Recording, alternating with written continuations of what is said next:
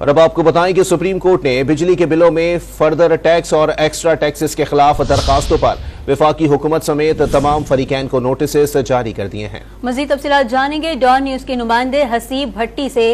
हसीब भट्टी, आज की समाअत में मजीद क्या हुआ, आगाह कीजिएगा। देखिए, ये कोई बहुत सी कंपनियां थी बड़ी मुल्की जिन्होंने बिजली के बिलों के ऊपर जो मुख्तलिफ GST के अलावा जो टैक्सेस थे उस हवाले से चैलेंज किया था। और जस्टिस मंसूर अली शाह की सरबराही में 3 रुकनी बेंच ने इसकी समाअत की।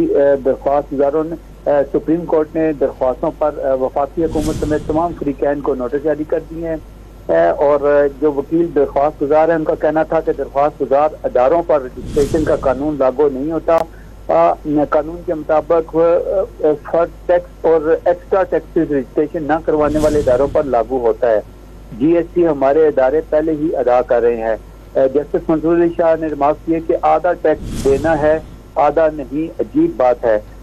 आप या तो कहें कि हम पर कोई भी टैक्स नहीं लगता और या फिर ये कहें कि हम हमारे ऊपर आधे टैक्स लगाएं, जिस पर अदालत ने नोटिस जारी करते हुए 25 अप्रैल तक समाअत मुलतवी कर दी है। हसीब भट्टी हमें तफसीलात से आगाह कर रहे थे। हसीब, आपका शुक्रिया।